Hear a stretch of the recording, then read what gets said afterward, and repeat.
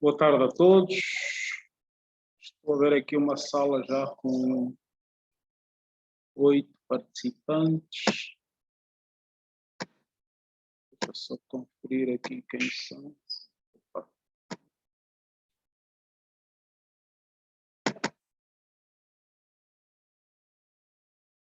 Isso.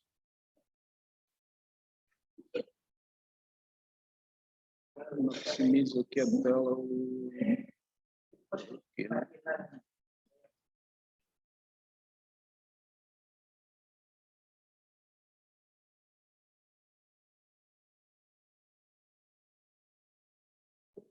Okay.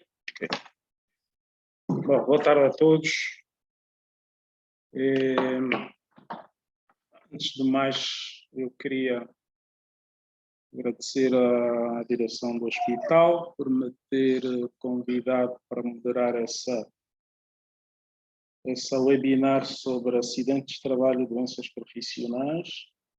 Bom, hoje me disseram que é particularmente nos profissionais da saúde, acidentes de trabalho e doenças profissionais nos trabalhadores da saúde, mas com certeza vamos abordar de uma maneira geral e depois irmos afunilando o tema. Como eu dizia, agradeço à direção do hospital por me ter convidado. Vamos ter uma mesa, em vez de 3 palestrantes, vamos ter apenas 2 palestrantes. A doutora Conceição João ficou indisponível, mas teremos a doutora Vicila, que logo de seguida vou apresentá-la, e o doutor João Coate. Bom, antes disso, vamos fazer um pequeno enquadramento enquanto aguardamos que a sala fique um pouco mais composta. Já passam 5 minutos das 16 horas, que é a hora de início, que estava programada. Este tema vem numa altura própria, numa altura adequada para ser debatido, né? Na sequência dessas questões da pandemia, Covid-19, doenças profissionais, acidentes de trabalho, enfim. E apesar de haver uma greve, quer dizer, na verdade isto podia encher aqui a nossa sala com os nossos profissionais da saúde atentos e interessados em discutir o tema. Mas, enfim, vamos ao longo da nossa webinar, acho que termina às 17h30, 17h30, é 1h30 mais ou menos. Com certeza teremos tempo para aflorar aqui vários aspectos relacionados com o tema. Como eu dizia, para começar, vamos definir um pouco essa questão dos acidentes de trabalho, acontecimentos súbitos, inesperados, né, que prejudicam o trabalhador, que envolvem os trabalhadores, né, que causam danos, provocam doenças. As doenças, diferentemente dos acidentes, eles têm um período de latência um pouco maior, né, período de incubação, no caso das doenças infecciosas, a contaminação, a infecção, a doença ativa, o tratamento, a convalescência. Nos profissionais da saúde, estas questões estão bastante relacionadas com os acidentes com material pérfuro-cortante, né, que expõe o profissional da saúde a materiais potencialmente contaminados com agentes biológicos, né? E aqui estamos a falar particularmente das hepatites B e C, o vírus da HIV, das doenças respiratórias do tipo tuberculose, influenza e agora a Covid-19, né? E vamos abordar com certeza as questões relacionadas com a biossegurança. Existe um decreto do Ministério da Saúde que trata dessas questões e agora enriquecido com essas questões da pandemia. esse protocolo de biossegurança, o que é que temos que fazer, portanto, a nível dos hospitais, a nível das unidades de saúde.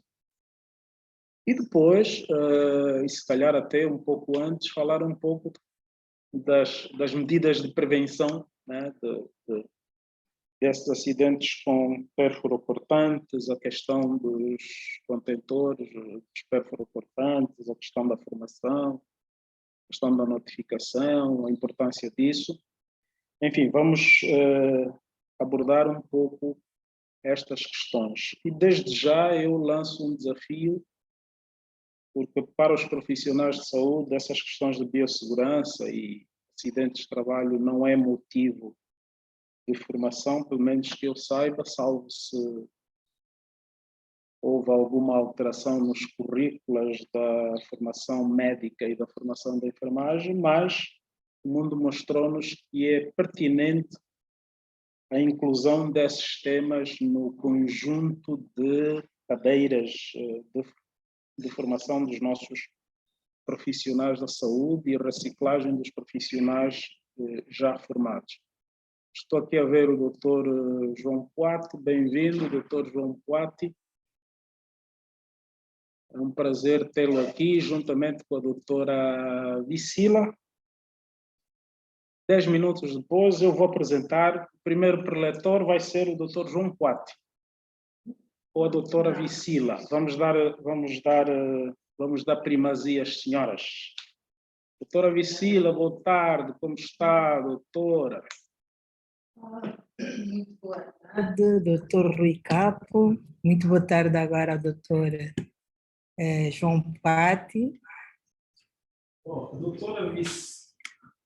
A doutora Vicila é médica do Hospital Américo Boa Vida, que é, na verdade, a organizadora destes webinars, que já vão no seu segundo ciclo. Doutora Vicila é médica do trabalho, portanto, com especialidade em medicina do trabalho, e, neste momento, tudo quanto julgo saber, é a responsável da área de saúde trabalhadora a nível do Hospital Américo Boa Vida. Portanto, o Dr. João Poati, que vai fazer a sua preleção logo a seguir, é, portanto, também médico do trabalho da Clínica Girassol e atualmente é o presidente do Colégio de Especialidade de Medicina do Trabalho da Ordem dos Médicos. Bom, aos participantes, já vejo aqui, acho que são 13 total na sala, né? Eu peço, por favor, que desliguem os vossos microfones, que vão ouvir atentamente as preleções que se seguem. As vossas perguntas, coloquem-nas no chat. Aqui o nosso pessoal vai monitorar esses chats e não se esqueçam de colocar o vosso nome e, de preferência, a função, porque teremos com certeza não só médicos e técnicos da área de saúde de uma maneira geral, mas também vamos ter provavelmente técnicos de segurança e profissionais que trabalham na área da saúde trabalhadora. Então, meus caros, a vossa atenção, doutora Vicila, a senhora vai ter 15 minutos. Podemos esticar aí um bocadinho, mas a princípio 15 minutos para nos apresentar aí as suas ideias, para depois passarmos para o Dr. João Poati e depois partirmos para a discussão.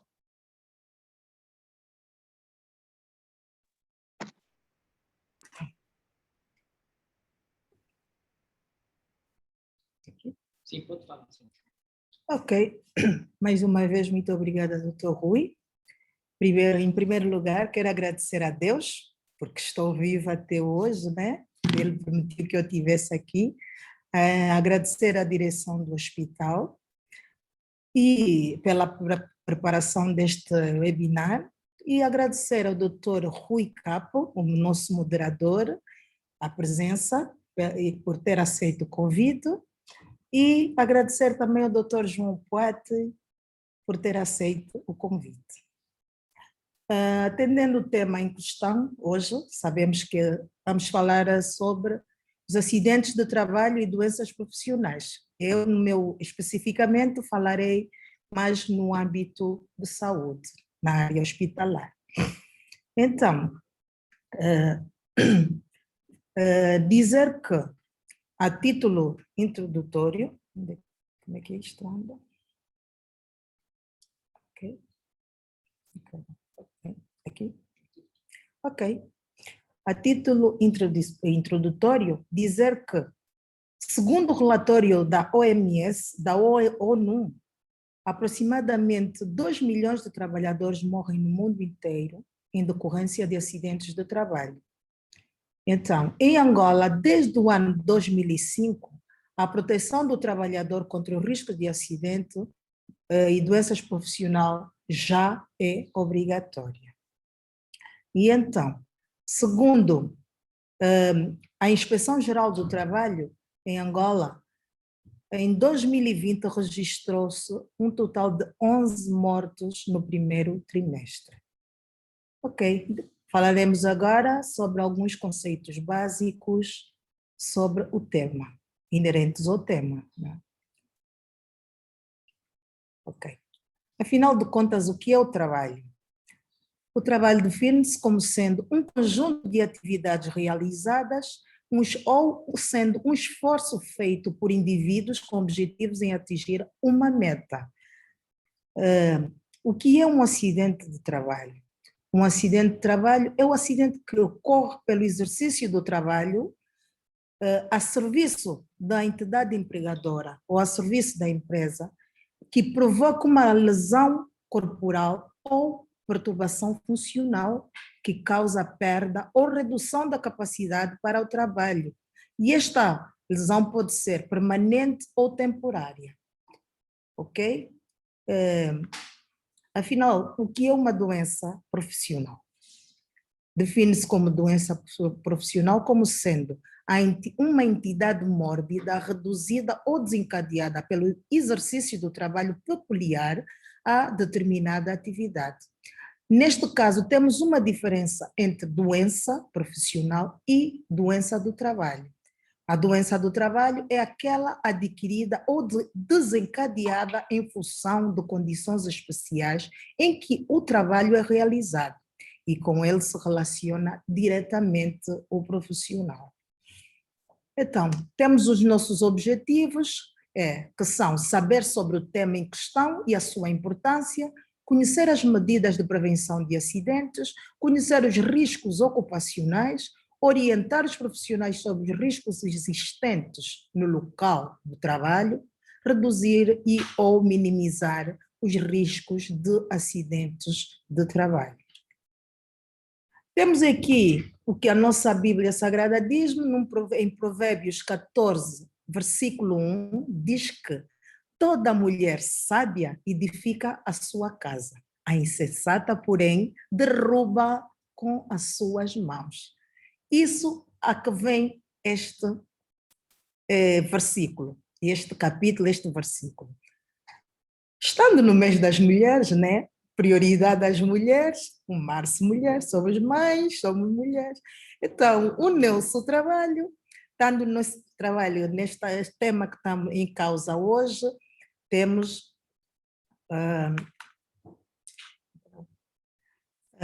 aqui em causa que nós, para termos um trabalho, temos que ter um ambiente de trabalho. A nossa casa hoje é um ambiente de trabalho. Então, nós temos que arrumá-la adequadamente para podermos nela trabalhar.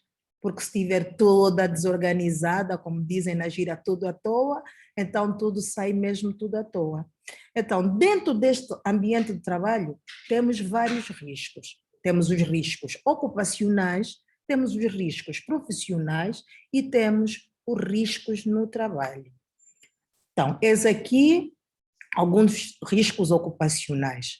Os riscos ocupacionais podem ser divididos em riscos físicos, riscos químicos, riscos biológicos, no qual nos vamos cingir mais, sendo o que nós falaremos não são os únicos riscos na área hospitalar, mas os biológicos estão em maior escala. Temos os riscos ergonômicos, psicossociais e riscos mecânicos. Temos alguns exemplos destes riscos que aqui foram ditos. Dizer que os profissionais de saúde que exercem atividades em hospitais encontram-se potencialmente expostos a uma diversidade de agentes desencadeadores de doenças. Estes agentes podem ser agentes físicos, agentes químicos e agentes biológicos.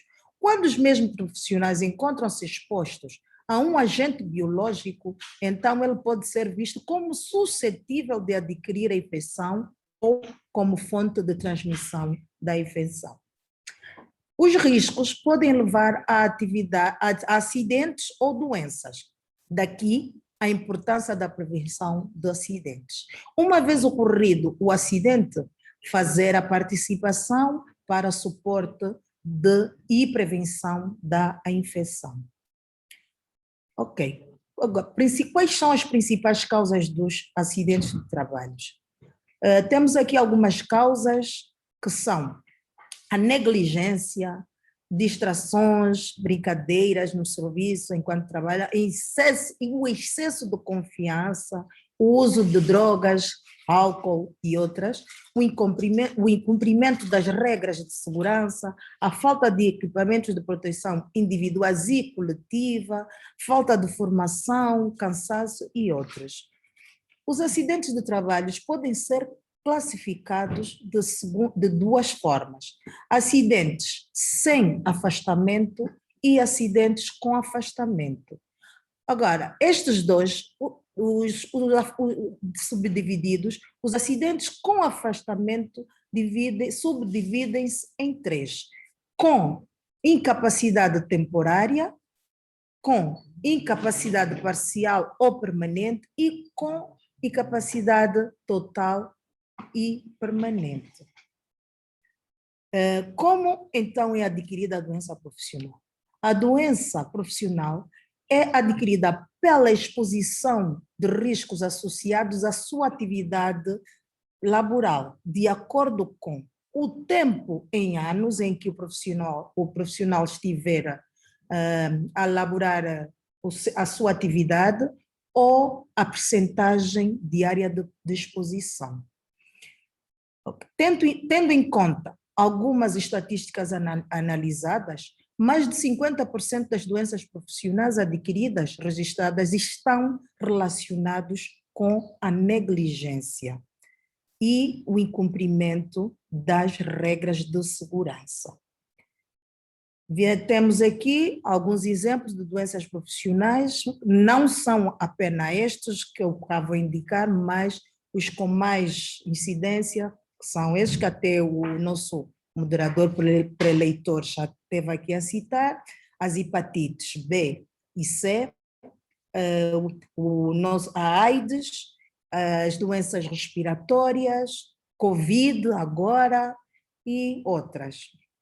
Agora, os acidentes do trabalho no nosso hospital, Américo Boa Vida, no período de outubro de 2021 a março de 2022, o nosso trabalho de medicina ocupacional constatou um total de 7 acidentes de trabalho, dos quais 6 do tipo picada e 1 do tipo lesão músculo-esquelética.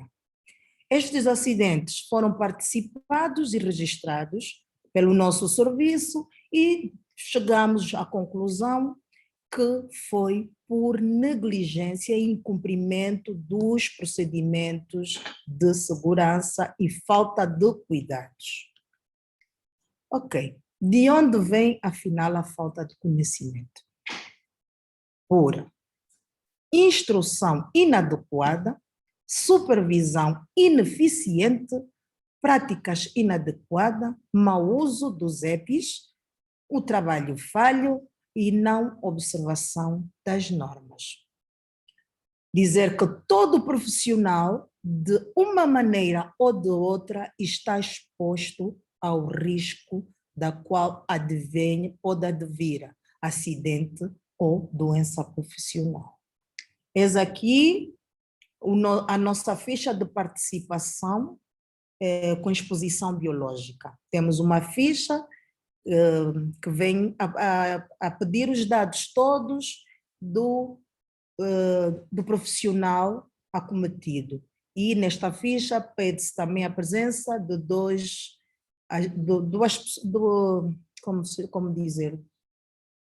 pessoas que estiveram perto, duas testemunhas. Assinam a ficha, então essa ficha é dada a entrada no serviço de medicina ocupacional.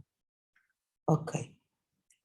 Então, dizer que também as vias de transmissão, temos as vias de transmissão, as principais vias de transmissão são a via aérea, a via cutânea, a via percutânea, mucosa, ocular e via oral. E os principais acidentes que temos são com o material perfuro cortante, que leva o mau descarte, não usando a caixa, o contentor, e descartam. E também, às vezes, é o RENCAP. Eles usam o RENCAP, uma coisa que não se faz. Depois, qual é a nossa conduta após acidente? A conduta após acidente, temos que ter cuidado com a área exposta, identificar o paciente e fazer exames urgentes, realizar testes e comunicar o acidente, lavar com bastante água e sabão a área exposta. Podemos fazer o uso de álcool, cloroxidina, soro na mucosa ou água. Não usar soluções irritantes. Dizer que a sua vida vale muito mais que 1 minuto de pressa e 5 segundos de desatenção. Lembre-se sempre que, se não puder ajudar, não faça nada para piorar o quadro. Chame por ajuda. Chame o doutor Rui, que ele ajuda. Muito obrigada. Obrigado, doutora Vicila. Muito bom, sobretudo pelo cumprimento do horário aqui. Foram 17 minutos. A doutora Vicila, trabalhando no Serviço de Saúde Ocupacional do hospital, trouxe-nos aqui alguns números interessantes. 7 acidentes, sendo 6 picadas e 1 dorte. Bom, existem alguns números, algumas percentagens, algumas cifras internacionalmente consideradas boas e para ver, de facto, se a nível da biossegurança numa unidade hospitalar do Porto, do Hospital Américo Boa Vida, qual é o nível de biossegurança, do cumprimento das normas, mas isso teríamos que depois ver o número de profissionais da saúde que laboram no hospital, médicos, enfermeiros, percentagens de procedimentos invasivos, uso de perfuracortantes, cirurgias, enfim, crises, injeções. Teríamos que juntar várias. Uma pergunta que eu queria fazer, a doutora Vicila depois responde, é sobre, portanto, se o Serviço de Medicina, Trabalho e Saúde Ocupacional trabalha juntamente com o Serviço de Controle de Infecção Hospitalar, porque é um elemento importante no controlo dessas exposições com material biológico, não é? Portanto, são números interessantes, e citou que das investigações, e mostrou uma ficha que pelo tamanho não consegui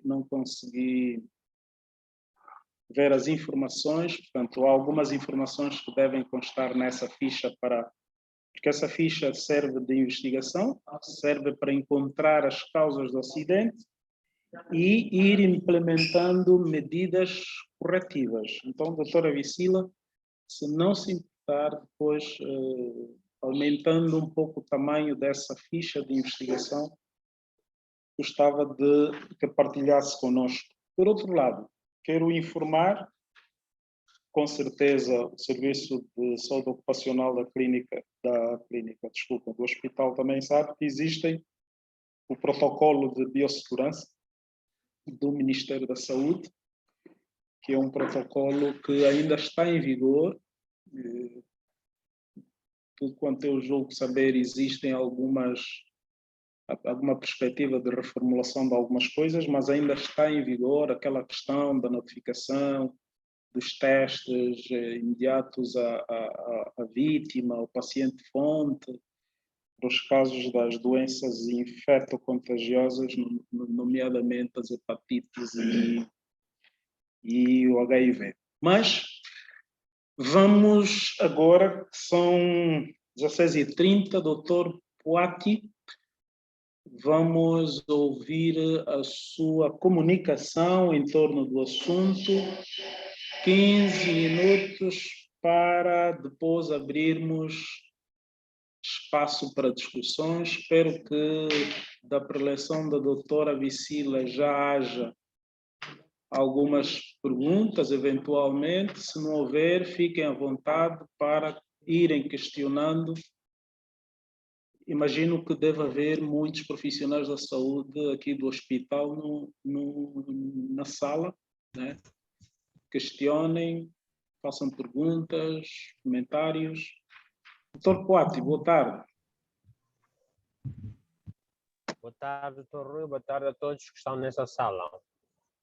Ótimo. O doutor Poati, como eu já apresentei, é médico do trabalho da clínica Girassol e atualmente é o nosso presidente do Colégio de Especialidade de Medicina do Trabalho. Como sabem, a Medicina do Trabalho há cerca de 7 anos constituiu um colégio que já organizou várias atividades científicas e atualmente estamos a preparar as nossas terceiras jornadas, que devem acontecer no final de abril, e o Dr. Poati vai trazer-nos aqui algumas ideias sobre os acidentes de trabalho, as doenças profissionais, particularizando a área da saúde. Doutor, 15 minutos, boa tarde, por favor.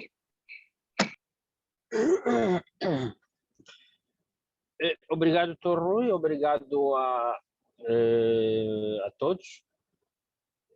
Dizer que estou a falar convosco em condições um bocado difíceis, porque queria participar a partir do computador, trabalho, mas fui bloqueado, não consegui. Então estou a participar via telefone. O senhor está a chegar muito bem, fica à vontade. A sua preleção está nítida e pode continuar, por favor. Bom, o que eu vou querer que se faça é a organização, que projete, e vamos entrar em sintonia. Eu vou pedindo aí a área técnica, no caso, para ir mudando os slides na medida em que eu for pedindo que se faça a mudança. Portanto, é a única forma que tenho aqui para poder participar. Portanto, peço aí a organização que põe aí o slide, por favor.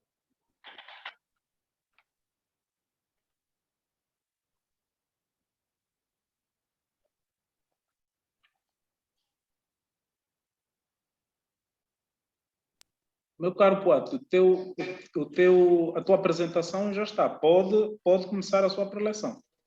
Sim, vamos já começar. Bem, na verdade, a nossa preleção em muitos aspectos vai de encontro à apresentação da doutora Vicila. Eu entendi que devia fazer uma apresentação mais geral,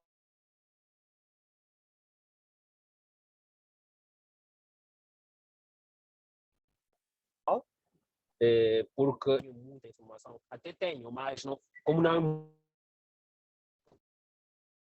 é muito a minha área de atuação, portanto, mais realmente a área hospitalar. O nosso tema é assistentes de trabalho e doenças profissionais, portanto, não tem como falar deles sem falar de alguns aspectos gerais, porque os acidentes de trabalho e doenças profissionais decorrem exatamente quando aspectos como segurança falham. E quando esses aspectos falham, então aí acontecem os acidentes. E temos aí um conceito sobre segurança, que penso que alguns conceitos só vão se sobrepor, porque a doutora Vicila também já falou sobre eles. Portanto, é importante sabermos o que é segurança, que é o conjunto de normas e ações preventivas que são adotadas visando melhorar o ambiente de trabalho, ou seja, visando tornar o ambiente de trabalho mais seguro. Passo aqui o pleonasmo. As medidas preventivas podem ser de caráter técnico, podem ser administrativas, podem ser de engenharia, pode ser de várias índole. Mas o seu principal objetivo realmente é proteger a pessoa, proteger o cidadão enquanto trabalhador. Podemos passar? Um outro conceito sobre higiene. Portanto, quando a segurança falha, surgem geralmente os acidentes. E quando a higiene falha, naturalmente vão surgir as doenças relacionadas com o trabalho. E o que é a higiene do trabalho? Não é mais do que o conjunto de medidas preventivas relacionadas ao ambiente onde o trabalho é realizado. Né? Baseiam-se em antecipação, portanto, no reconhecimento de potenciais fatores de risco existentes no local de trabalho, na avaliação e controle dos mesmos fatores de risco, portanto, fatores de risco que são esses que estão aí, que a doutora Vicila também já citou. Podemos avançar? O que é um acidente de trabalho? Eu penso que a doutora Vicila já falou disso, não vou ser repetitivo. Nesse conceito de acidente de trabalho também cabe o acidente de trajeto, que é aquele que ocorre quando, ou seja, quando em viagem a serviço da empresa ou no trajeto entre a casa e o trabalho, portanto, o trajeto habitual que o indivíduo percorre quando sai de casa para o serviço e vice-versa. Quando ocorre algum acidente, este também se enquadra no rol dos acidentes de trabalho e que nós chamamos aqui de acidente de trajeto. E temos aí depois o quase acidente ou então o incidente. É um evento que não estava previsto, ou seja, não tenha estado planejado, e que tenha algum potencial risco de gerar um acidente, né? Que cause lesões. Podemos avançar? Vamos falar aqui de alguns aspectos epidemiológicos no que diz respeito aos acidentes. Portanto, no mundo, em relação a acidentes, até 2014, a OIT estimava que cerca de 2,3 milhões de mortes ocorriam por ano decorrentes de acidentes de trabalho. Né? E desse número, portanto, 860 mil ferimentos ocorriam por dia. E 2,8 trilhões de dólares, portanto, são os custos globais decorrentes de acidentes de trabalho. Como podem calcular, são números muito altos de perdas financeiras e também de perdas humanas decorrentes, então, dos acidentes de trabalho. Podemos avançar?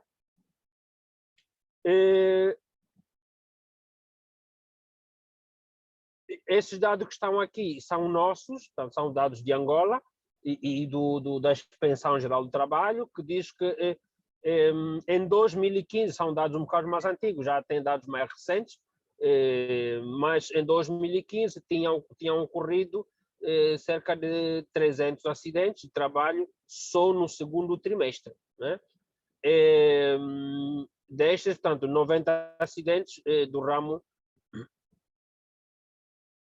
no ramo da construção civil, e disso tudo resultaram 54 mil 863 dias perdidos. Isto foi feito um cúmulo em termos de custos, resultaram em pouco mais de 115.151 kwanzas em custos globais pelos dias que as pessoas acidentadas perderam.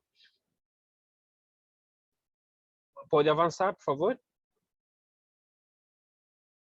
E tanto os acidentes de trabalho como as doenças profissionais, de algum tempo para cá, são regidos por um dispositivo legal, que é exatamente o Decreto Presidencial 53/015, de 15 de agosto, /05, de 15 de agosto, que é o tal regime jurídico dos acidentes de trabalho e doenças profissionais.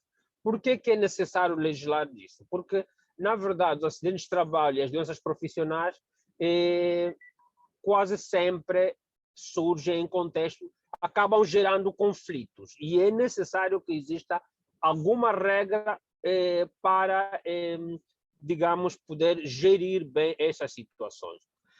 Falar um pouco sobre as doenças relacionadas com o trabalho. Eu prefiro falar assim, doenças relacionadas com o trabalho, porque aqui cabem todas, as profissionais e as outras modalidades de doenças cujo trabalho tem alguma influência. O que são doenças relacionadas com o trabalho? Não é mais do que uma alteração patológica que é definida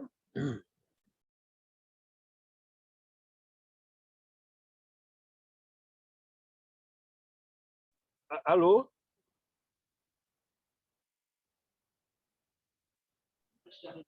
Prossiga, Espero que Poate. estejam a A tua ouvir. rede não está muito boa, mas apesar de alguns cortes, a tua apresentação está perceptível. Pode continuar. Eu dizia que as doenças relacionadas com o trabalho ou ao trabalho não são mais do que uma alteração patológica, não é? Gerada por razões de atividade laboral. Portanto, são doenças que o trabalho tem que ter alguma participação. Não é? Tem que ter alguma participação. De forma direta ou indireta. E essa participação geralmente decorre da presença de fatores de risco presentes no local de trabalho. Como diagnosticar as doenças relacionadas com o trabalho? Eu tentei centrar um pouco mais a minha apresentação nas doenças relacionadas com o trabalho, no modo diagnóstico, porque, na verdade, ser relativamente fácil, ou seja, darmos conta da ocorrência dos acidentes de trabalho, já não tem sido a mesma coisa em relação às doenças. Devo confessar que o diagnóstico das doenças relacionadas com o trabalho não é uma tarefa propriamente fácil. Tanto que é assim que as nossas estatísticas cá no país não são muito famosas no que diz respeito às doenças relacionadas com o trabalho. Por isso é que eu quero me concentrar um pouco mais nisso. Portanto, os trabalhadores podem adoecer ou até mesmo morrer por situações decorrentes ao trabalho que realizam, não é? Isto foi uma constatação do René Mendes, em 1999. As doenças relacionadas com o trabalho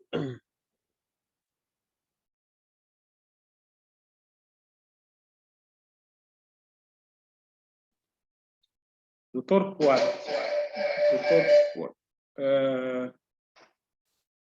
se eu conseguir melhorar um pouco aí a sua internet, o seu posicionamento, alguma coisa, vai tornar a sua apresentação mais fluida. Está com cortes? Consegue melhorar?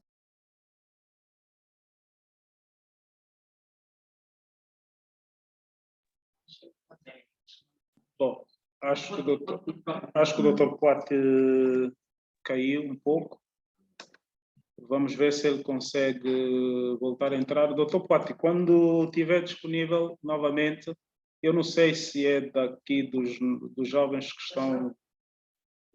Bom, há sinal de que já está. Doutor Poate?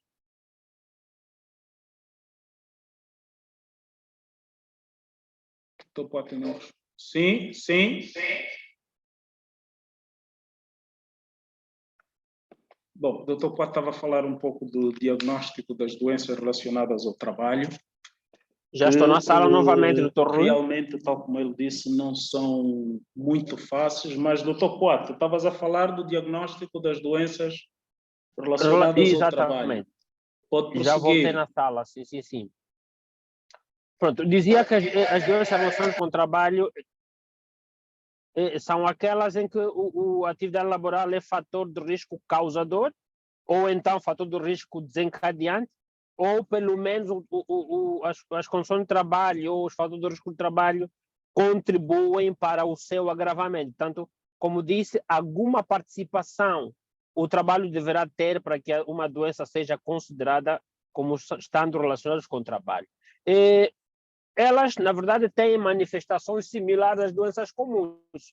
Portanto, geralmente são doenças. Só que a diferença é que essas têm de ter algum nexo de causalidade relacionado com o trabalho. Essa é a única diferença. Daí mesmo se torna difícil o estabelecimento do nexo. Continuar a falar sobre as doenças relacionadas com o trabalho, ou seja, o diagnóstico.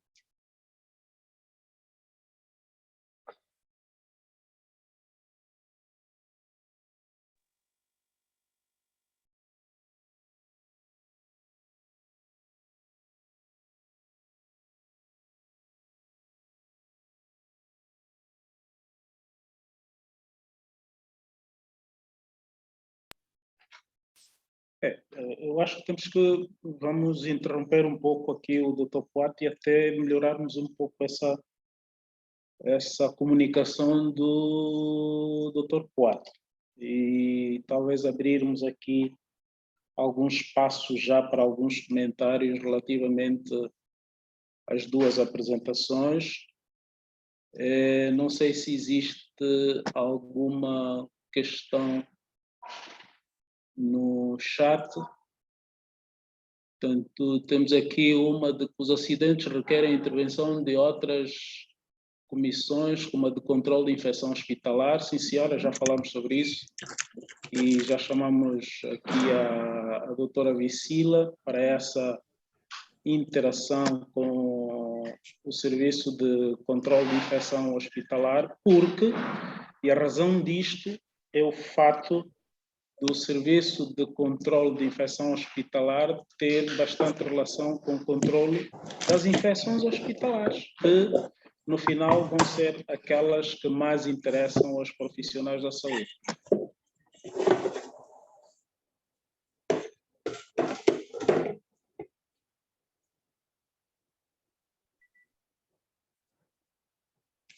Doutor Rui?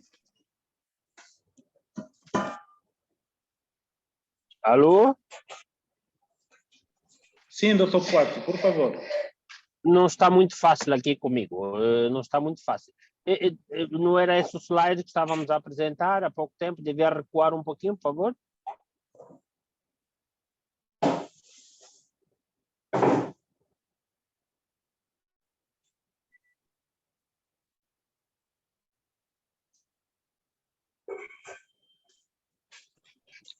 Bom, doutor Quat, pediram para guardar um bocadinho.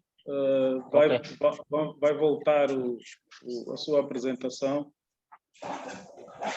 Enquanto isso, se quiser, pode ir avançando, tá?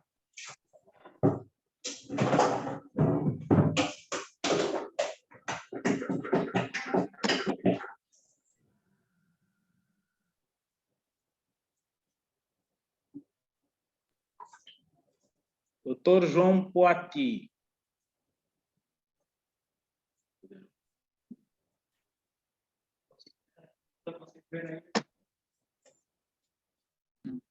Bom, está de facto difícil falar com o Dr. Poati. Vamos tornar isso um pouco mais fluido, um pouco mais dinâmico, porque além da apresentação do Dr. Poati está a ser feita à distância, o Dr. Poati também está com alguns problemas. Bom, vamos cingir-nos, a doutora Vicila, sei que me está a ouvir perfeitamente, então vamos discutir um pouco essa questão das doenças, os acidentes de trabalho e as doenças profissionais, especificando a área de saúde. Bom, na área de saúde, e indo diretamente ao assunto, existem algumas doenças que preocupam os profissionais da saúde, nomeadamente as hepatites, sobretudo as hepatites B e C, o HIV, né? E agora a Covid-19. Claro que a tuberculose pulmonar e todas as outras doenças de transmissão aérea fazem parte deste pacote, mas aquilo que mais chama a atenção, de facto, são estas patologias e que nós gostaríamos de debruçar sobre elas. Começando pela hepatite B e a hepatite D, juntando no mesmo pacote o HIV.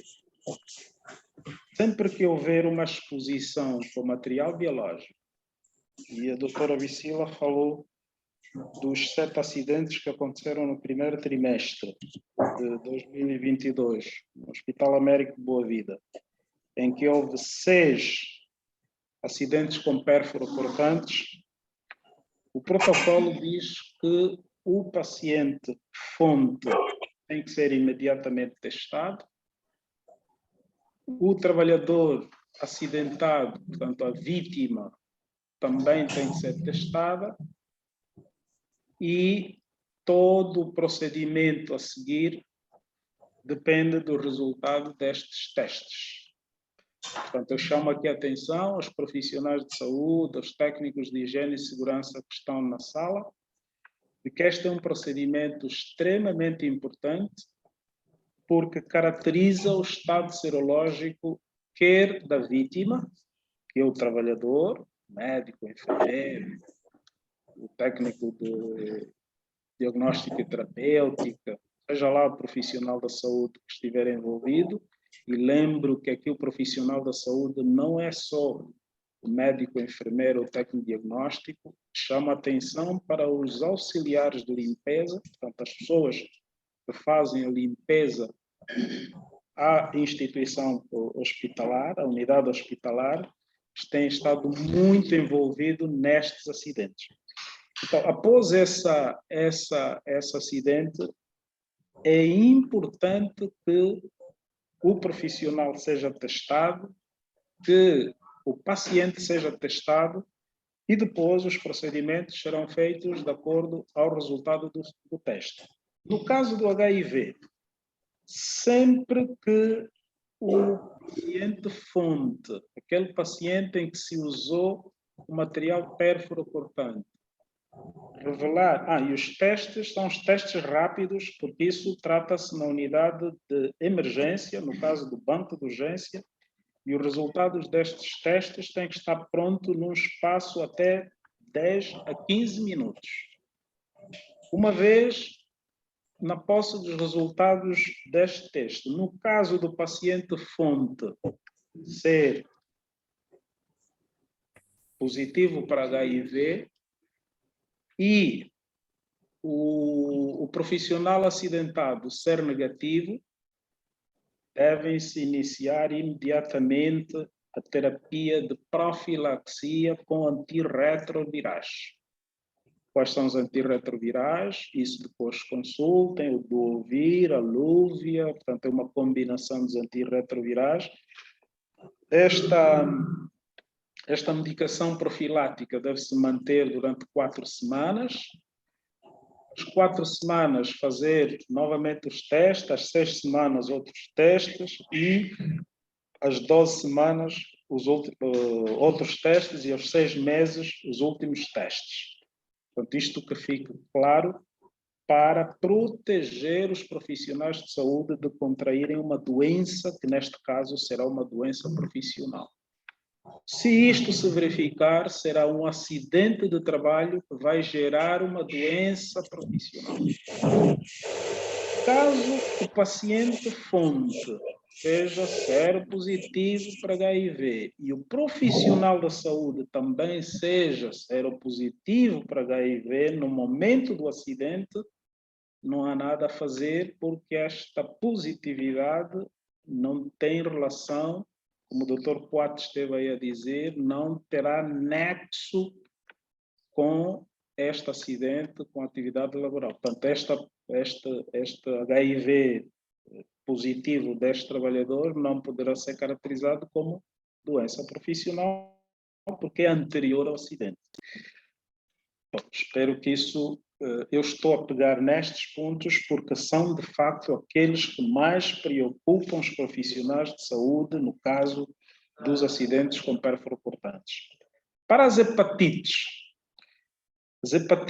começando pela hepatite B, existe uma vacina que é obrigatória, e chamo a atenção aqui para quem estiver na sala, responsáveis das unidades hospitalares, médicos, enfermeiros, técnicos de diagnóstica e terapêutica, que um dos requisitos importantes que deve ser observado a todos os trabalhadores que têm a possibilidade de se expor a material biológico, que sejam todos vacinados contra a hepatite B.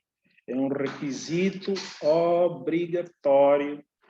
E repito, aqui incluam os profissionais da higiene hospitalar, os empregados de limpeza, as empresas que fazem este serviço nos hospitais devem estar imunizados, porque no caso desses profissionais a situação costuma ser dramática, porque muitas vezes nós não conhecemos o paciente fonte para testar e daí inferirmos seja o que for.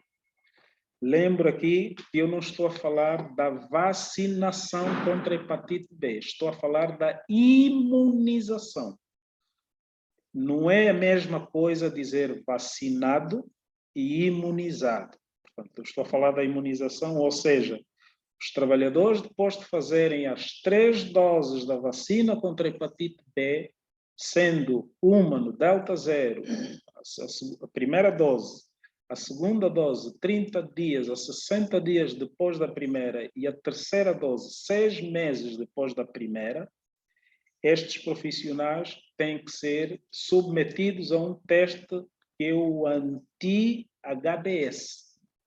para pesquisa de anticorpos e certificarmos que o profissional da saúde, de facto, está imunizado. Dados da OMS dizem que cerca de 5% da população mundial não responde à vacina da hepatite B. Ou seja, mesmo depois da terceira dose, não seroconverte, ou seja, o sistema imunitário não produz anticorpos contra a hepatite B. Estes profissionais devem estar catalogados, devem ser avisados que as cautelas com a exposição biológica deve ser redobrada porque eles não estão protegidos. No caso em que não seroconverte depois da terceira dose, costuma-se recomendar mais 2 doses de reforço. Se ao final dessas 2 doses de reforço não seroconverterem, são trabalhadores não respondedores e não estão protegidos. Outra informação sobre a hepatite B, importante. Às vezes as pessoas querem dose de reforço passado 1 ano, 2 anos. Uma vez detectado, portanto, o nível de anticorpos, há uma linha de corte, costuma ser 10 a 15, se não estou em erro. Se eles testarem positivo para esses anticorpos, a princípio não precisam de dose de reforço. A princípio não precisam de dose de reforço e eles ficam imunizados durante todo o tempo. Entretanto, se houver possibilidade de uma dose de reforço, porque esta titulação vai caindo, mas sabemos que existe a imunidade celular e a imunidade humoral, de qualquer forma eles estão protegidos. Portanto, isto sobre a hepatite B. Os pacientes ou os trabalhadores que não foram imunizados e que tiveram um acidente em que se percebe que a fonte ou o paciente fonte é positivo para a hepatite B, o que se costuma preconizar é uma vacinação de emergência. O que é essa vacinação de emergência? Não estou a falar de dar doses da vacina, estou a falar de imunoglobulinas. Sei que essas imunoglobulinas costumam ser difíceis de encontrar no país, são mais caras, então o apelo, voltamos à primeira forma, é que todos os profissionais da saúde a laborarem em ambiente hospitalar, com possibilidade de exposição acidental a material biológico, sejam vacinados com 3 doses da hepatite B. Quanto à hepatite C, este é o drama a nível da biossegurança. Portanto, é o grande problema, porque não temos a vacina contra a hepatite C, portanto, não temos como imunizá-los, e sobra o tratamento de emergência pós-acidente, que também costuma ser com imunoglobulinas, e aí recorremos muitas vezes à ajuda dos nossos infectologistas para, enfim, instituírem terapêutica. Só lembro que uma infecção por hepatite C, ela depois vai propiciar um ambiente para, num futuro, poder haver possibilidade de um câncer, de um tumor maligno do fígado, secundário a uma infecção por hepatite C. Bom, de uma maneira geral, para o HIV, para a hepatite B e a hepatite C, este é mais ou menos o protocolo. É evidente que ficou a avaliação para ver como é que se classifica, portanto, um acidente com exposição mínima, intermédia e máxima, em que nós vamos usar vamos fazer recurso a todas essas etapas de tratamento. Bom, e agora temos a questão da Covid-19, que eu vou provocar. Não sei se o Dr. Poate ainda está conosco. O Dr. Poate ainda está em linha? Ou não? Dr. Poate? Bom, o Dr. Poate ficou definitivamente sem condições de falar conosco. Doutora Vicila, ainda está em linha. Covid-19. Portanto, pode ser um acidente de trabalho, uma doença profissional. Casos de Covid-19 no Hospital Américo Boa Vida. Tem alguma informação, doutor? Sim, doutor. Nós temos, a começar pela primeira questão, a Covid-19 pode, sim, senhora, ser uma doença profissional. Se o profissional estava em seu ambiente, em sua casa normal, sem problema nenhum, chega ao serviço, chega ao local de trabalho e expõe-se, não faz o devido uso dos EPIs, pode levar consigo o vírus e, dentro do seu local de trabalho, contrair a Covid-19. Nós temos, no nosso hospital, tivemos vários casos de acidente de trabalho por Covid-19. Tivemos muita infecção em trabalhadores, não só médicos, enfermeiros, como um total geral de funcionários a nível hospitalar do Américo Boa Vida. Tivemos um número elevado, considerável mesmo. Ok. Eu tenho aqui uma contribuição do Dr. Cordeiro. Dr. Cordeiro, boa tarde.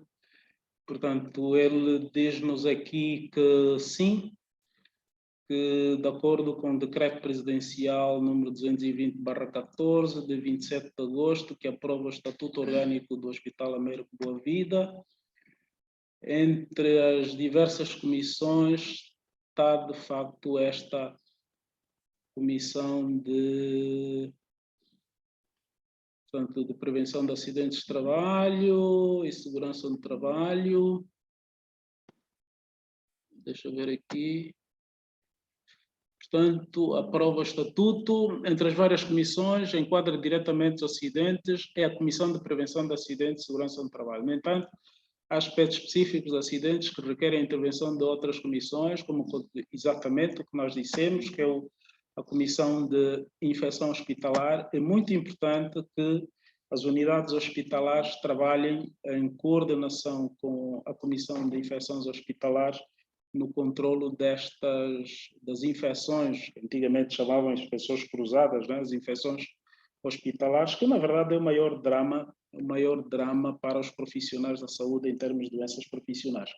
Doutora Vicila, obrigado. Portanto, esse número de casos de Covid-19, o doutor Poate, quando esteve a intervir, falou do nexo de causalidade. Portanto, fizeram algum nexo de causalidade com...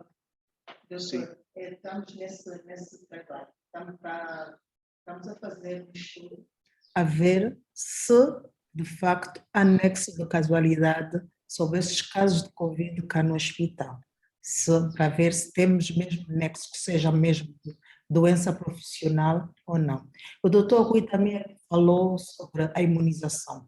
O nosso trabalho, o nosso Serviço de Medicina Ocupacional do Américo Boa Vida tem um programa de imunização para todo o profissional contra a hepatite B, tétano e difteria.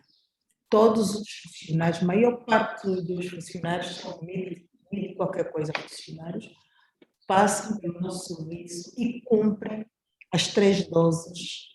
Estamos a fazer um estudo a saber quais são os profissionais que já têm as 3 doses cumpridas, para depois fazermos os testes para ver se cumpriram, se tiveram positividade ou não desta imunização.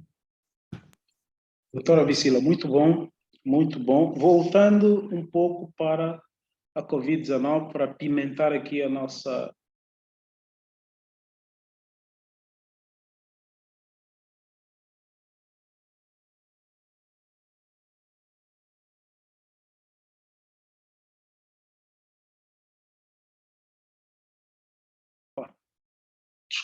Desculpem, estava com o microfone desligado, mas eu estava a dizer que, voltando à Covid-19 e relativamente aos casos que os hospitais registram e essa elaboração, esse percurso do nexo de causalidade para se caracterizar uma doença profissional, não é fácil fazer isto, uma vez que a Covid-19, como pandemia, na verdade, ela pode ser adquirida em qualquer local. Em casa, nos meios de transporte, no trajeto, no mercado, nos supermercados, nas festas, enfim. Por isso, esse nexo fica difícil fazê-lo, sobretudo agora.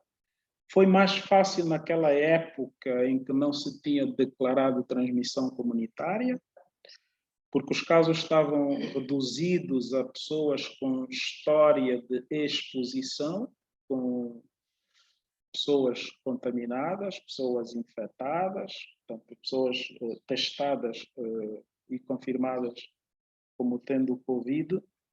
Depois que se declarou a transmissão comunitária, ficou mais difícil. Então, hoje existe uma classificação que é o nexo presumido, o nexo eventual e o nexo provável. O que é isso? Sabem que no início da pandemia, e como era uma questão nova, era uma situação em que todos os países não estavam preparados para uma infecção desta magnitude, entramos numa situação de pânico, vamos dizer. Fechou-se o mundo, etc. E a OMS teve que tomar determinadas medidas e fez algumas recomendações, que não eram obrigatórias para os países todos, mas eram recomendações importantes e que muitos países acataram. Assim é que, por exemplo, os países mais próximos de nós, Portugal e o Brasil, acataram essas recomendações. E quais eram? Eram que, portanto, os países assumissem elas a doença como nos profissionais da saúde. Então, responsabilidade dos Estados, dos governos, em proteger os trabalhadores. E era prioridade número 1, primeiríssima, o fornecimento não só o fornecimento dos equipamentos de proteção, mas como o treinamento, o isolamento, toda aquela parafernália que nós assistimos há 2 anos, bem no início da pandemia. Depois disso, tornou-se mais difícil fazer o nexo, ou seja, qual é a relação da Covid do nosso médico, do nosso enfermeiro como doença profissional? Tanto que em Angola as seguradoras tiveram aí também um momento de instabilidade, porque muitos profissionais têm seguro, muitas pessoas têm seguro, e o que se previa é que se as seguradoras assumissem tudo como doença profissional, algumas seguradoras iriam quebrar, com certeza absoluta. Então, o que nós vemos hoje no âmbito do trabalho, a preocupação, é a disponibilização de todo o conjunto de procedimentos que devem ser adotados para evitar a contaminação dos profissionais. Daí que, numa situação em que uma unidade hospitalar não tem procedimento nenhum, não fornece equipamentos de proteção e os trabalhadores estão desprotegidos, sem treinamento, sem qualquer tipo de cuidado nós podemos falar num nexo possível. Aquelas instituições medianas que vão cumprindo alguma coisa, podemos falar num nexo presumido ou nexo provável. Anda nisto, mas, como disse, caso a caso, é preciso fazer uma investigação para caracterizar a Covid-19 como doença profissional. Ainda bem que ela está em fase de declínio, esperamos que se mantenha desta forma, mas a princípio é esta a temática. O Dr. Cordeiro também coloca aqui uma questão extremamente interessante, eu não sei se o Dr. Poati voltou ou não, seria um assunto para nós discutirmos sobre a síndrome de burnout. Portanto, a síndrome de burnout é uma doença que não é infecciosa, portanto, não podemos colocar aqui questões de biossegurança, mas, e sabem que o CID, Dr. Correiro, ajuda-nos, por favor. Dr. Correiro, se quiser entrar, pode, fica à vontade, pode intervir, ainda temos cerca de 20 minutos aqui, podemos debater essa questão de burnout. O que é o burnout?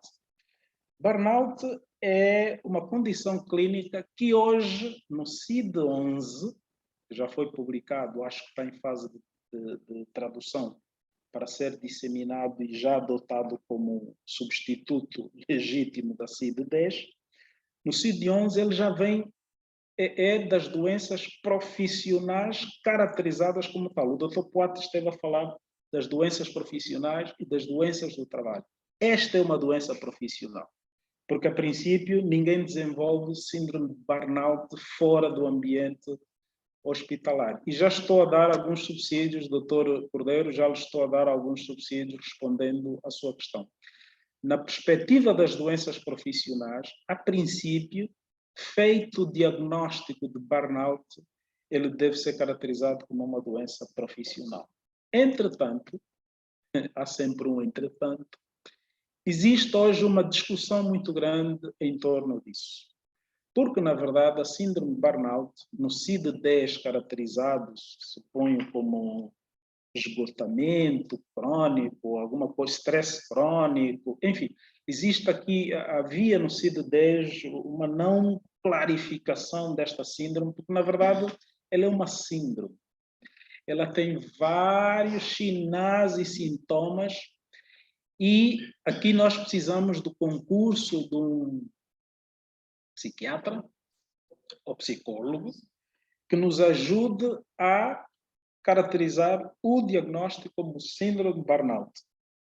Uma vez essa síndrome de burnout, por exemplo, para os profissionais da saúde, que é o que nós estamos a discutir aqui, com certeza será caracterizado como doença doença profissional. Portanto, e aqui é preciso rever as condições de trabalho, os procedimentos, os horários, toda a organização do processo produtivo. No caso dos hospitais, existem algumas profissões, algumas especialidades, digamos, no hospital, mais propensas a esta síndrome de burnout, né?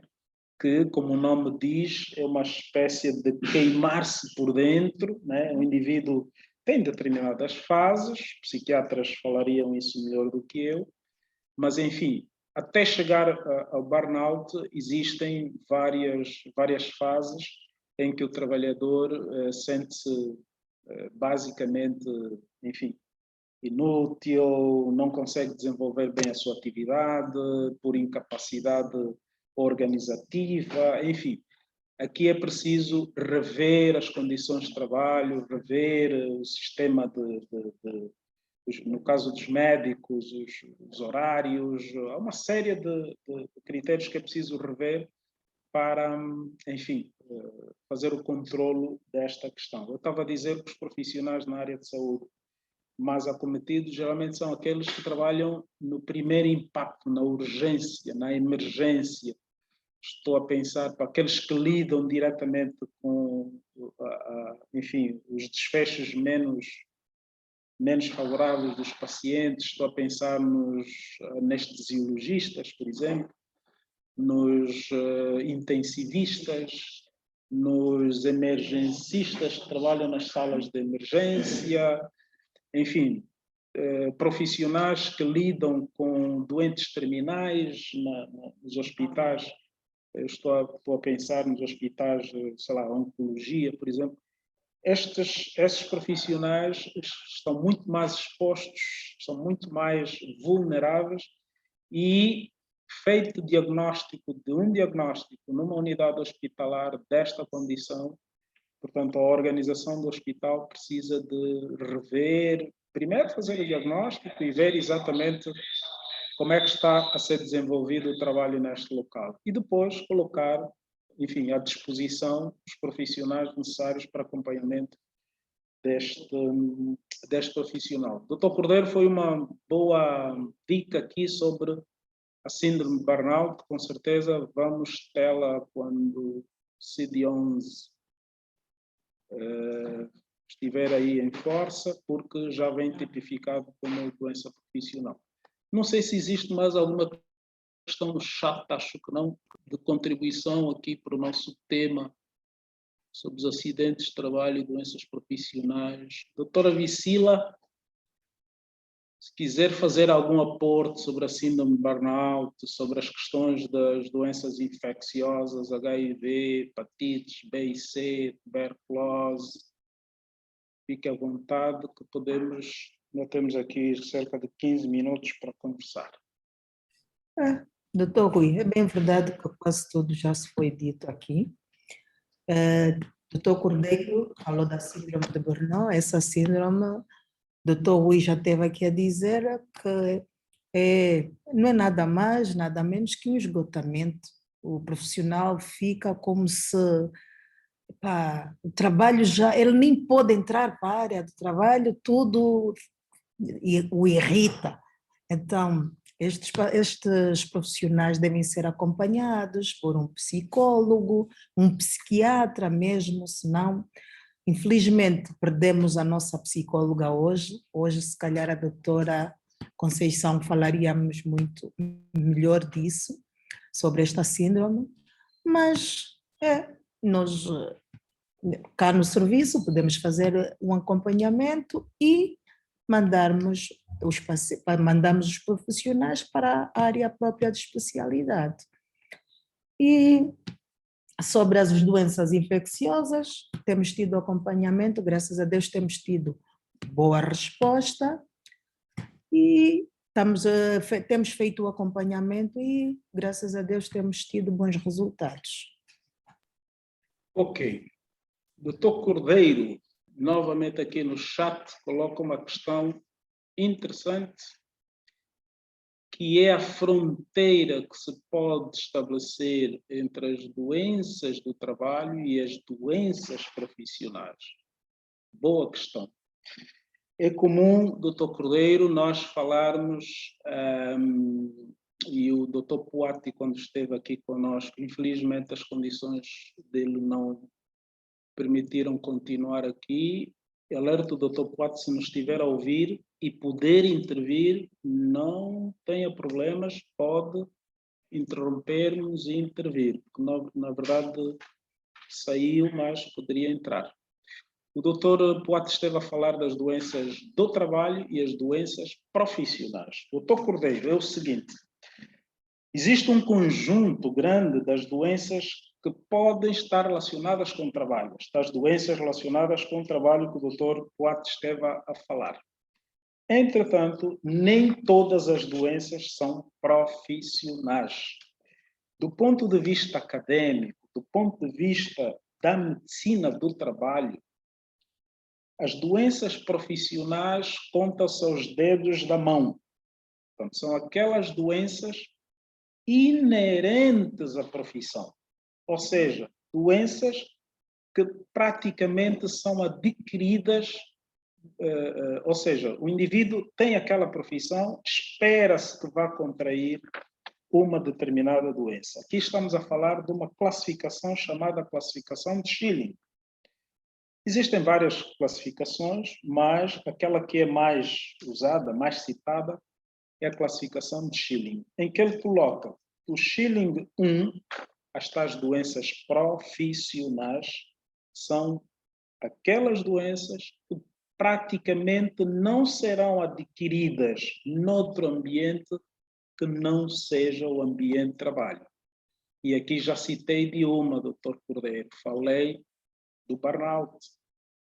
O burnout vai ser uma doença profissional. Ou seja, por exemplo, se eu fizer um diagnóstico de uma síndrome de burnout num profissional da emergência, dos cuidados intensivos, um anestesiologista, não vou ter dúvida que é uma doença profissional. A outra doença que costuma ser o exemplo típico de doença profissional é a silicose. Silicose, doença pulmonar crônica adquirida por uma exposição continuada à sílica. Portanto, a silicose, uma vez diagnosticado no indivíduo que lida com sílica, não temos dúvida que se trata de uma doença profissional. O que é doença do trabalho? Doença do trabalho, Schilling 2, 3 ou agora Schilling 4. Portanto, esse Schilling 4 foi um acréscimo recente, não tão recente, mas tem aí alguns anos.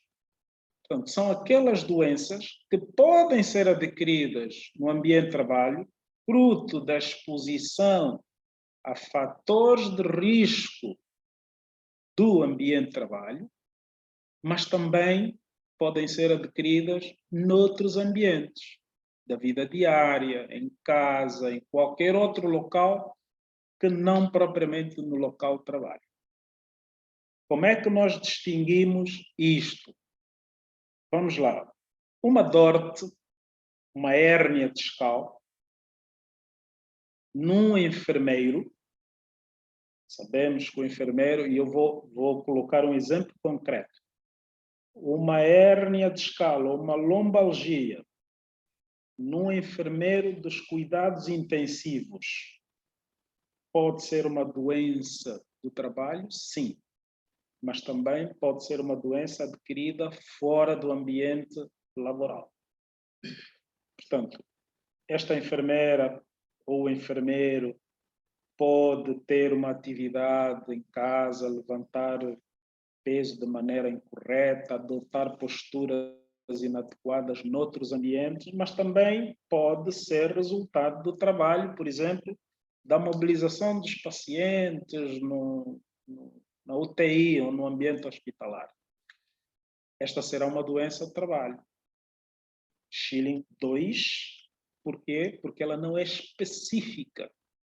para a atividade do enfermeiro.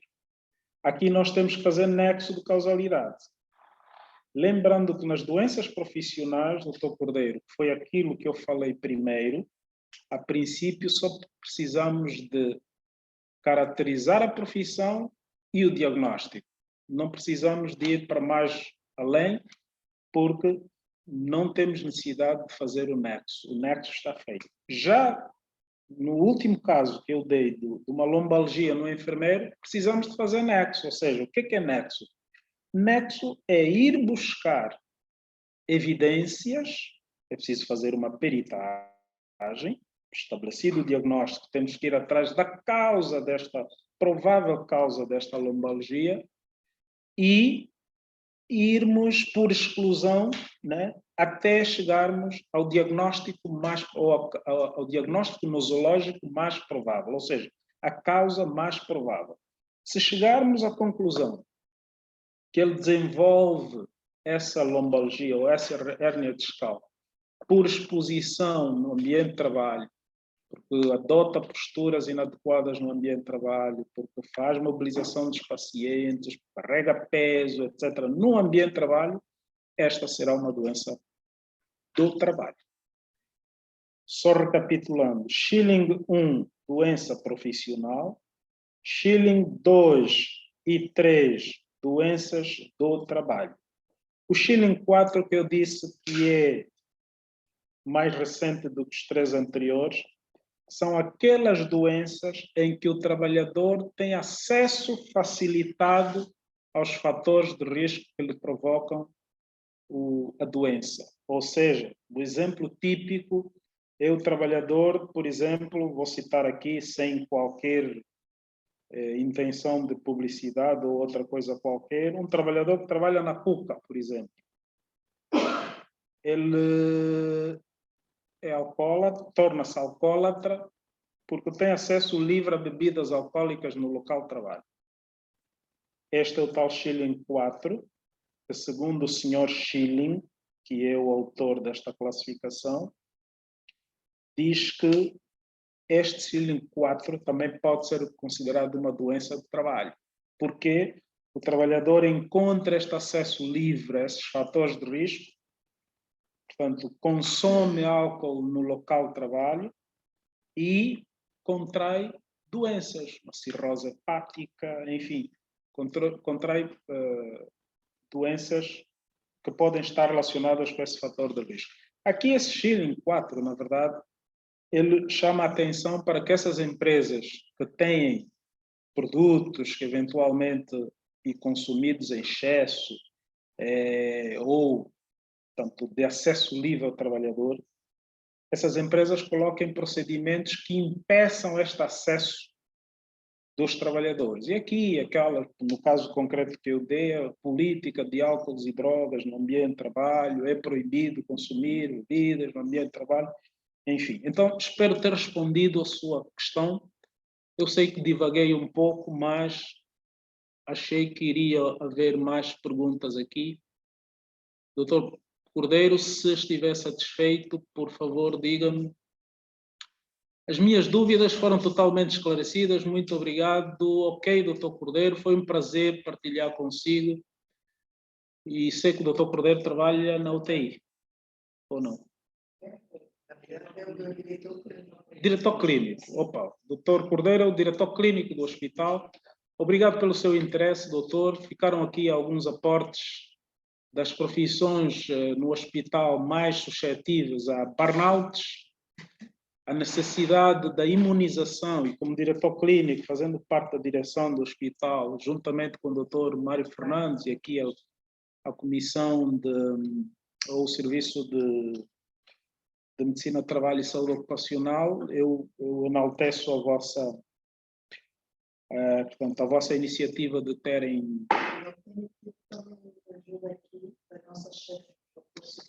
Que está aqui presente como seu técnico. Eles têm ajudado muito o nosso serviço de medicina ocupacional. Temos aqui a diretora de Recursos Humanos, muito bem, também é uma interveniente nestes serviços. Muito bom, eu enalteço o fato de terem colocado esse tema como um tema para uma webinar. Pena que tivemos cerca de 20, 25 participantes e não houve tanta interação, mas eventualmente, se quiserem voltar a falar de mais alguma coisa específica em torno do tema, fiquem à vontade. Eu estava já a fazer algum resumo aqui em relação a alguns aspectos que podemos tirar aqui. Primeiro, e fico particularmente satisfeito com essa questão de terem um programa de imunização contra a hepatite B nos profissionais da saúde. Muito importante isto, termos trabalhadores que estejam protegidos contra a hepatite B. A hepatite B é uma doença que vai subindo, os níveis não são desprezíveis, são muito altos, né? Hepatite B, HIV, hepatite C, cada vez mais em alta, meio de transmissão, modo de transmissão é o mesmo, enfim, existem muitos acidentes. É importante, em segundo lugar, esta questão da interação entre as várias comissões de trabalho aqui no hospital, relativamente a esta parte da saúde trabalhadora, Comissão de Controle de Infecção Hospitalar, portanto, de higiene e segurança. Portanto, os técnicos de segurança são profissionais extremamente importantes na avaliação de risco e na estruturação de procedimentos para evitar esses acidentes com material biológico. Os contentores de perfluorocortantes são extremamente importantes.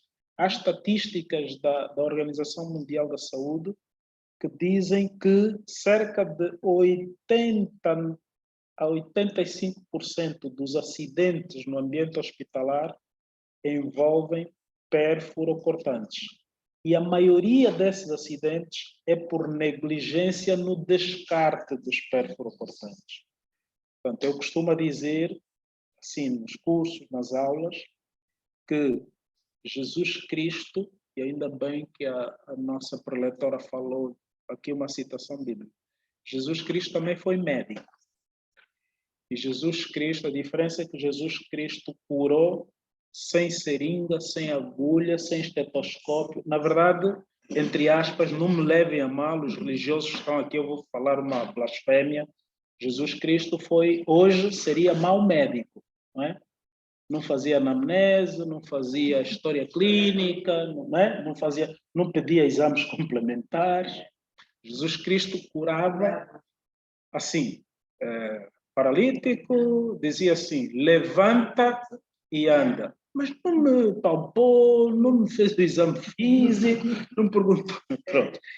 Então, a brincadeira e o paralelismo, a analogia que eu costumo fazer é o seguinte: se Jesus Cristo voltar aqui novamente hoje e passar a ser médico e usar agulha e seringa, bisturi, linhas de sutura, porta-agulhas, tudo isso, depois que ele usar isto, vamos dizer, Jesus Cristo, o Senhor é Deus, mas por favor, o Senhor vai pegar tudo isto que usou e vai colocar na caixa de perfluorocortantes. O que eu quero dizer é o seguinte: fica a ideia que o cirurgião, né, o médico cirurgião, o médico intensivista, o médico usa tudo e coloca ali para depois a enfermeira vir descartar. É errado. O médico, a pessoa que usou perfluorocortante é a pessoa que encarrega de descartar na caixa de perfluorocortantes. Por isso é que muitos acidentes que acontecem com os profissionais de limpeza são dramáticos, porque nós não sabemos, o paciente já foi embora, não temos paciente-fonte, não temos a quem testar para ver se essa fonte é positiva ou não, e geralmente esses profissionais são submetidos a quê? A quimioprofilaxia. E a quimioprofilaxia não é muito agradável, são antirretrovirais tomados durante 4 semanas. Dão dor abdominal, diarreia, as enzimas hepáticas sobem. vômitos, desconforto. Então, treinamento, doutora Vicila, esses os protocolos de biossegurança são... Acho que caiu, né? São extremamente importantes para proteger os nossos trabalhadores e fazer com que eles não se exponham e não tenham problemas, doenças infecto-contagiosas. Então, este é outro aspecto que eu... Em relação ao síndrome de burnout, ficar atento aos aspectos organizativos, portanto, são as doenças profissionais que vão, com certeza, acontecer no ambiente hospitalar, estar atento, o apoio, a nossa psicóloga não veio, mas com certeza daria um aporte importante nesse aspecto. Bom, já passamos 5 minutos da nossa hora. É claro que no nosso formato, e mais ainda que o Dr. Poate ficou infelizmente impossibilitado de estar conosco, de qualquer forma, espero que tenhamos abordado alguns aspectos importantes relativamente ao tema acidentes de trabalho e doenças profissionais para os profissionais da saúde. Eu agradeço mais uma vez o vosso convite. Espero que tenhamos coberto as expectativas. É importante que os hospitais públicos tenham um técnico só aqui para fechar, há aqui uma última entrada do Sebastião Miguel, é um técnico de higiene e segurança, muito bom, Sebastião, já falamos sobre isso, portanto, o Serviço de Medicina do Trabalho, a tal grupo, é um grupo de trabalho, é um trabalho multidisciplinar, tem que estar, com certeza, associado a um técnico de higiene e segurança, a uma comissão de prevenção de acidentes de trabalho, vai trabalhar com os médicos e enfermeiros na formulação de todos os procedimentos, quer para evitar os acidentes, mas também para tratar esses acidentes do ponto de vista da prevenção, a comunicação, o registro, retificar as coisas que não estão bem. Portanto, isto é uma equipa que deve funcionar em sincronia. Prontos, um abraço. Esperamos ter sido, de alguma maneira, úteis nessa webinar. Até a próxima.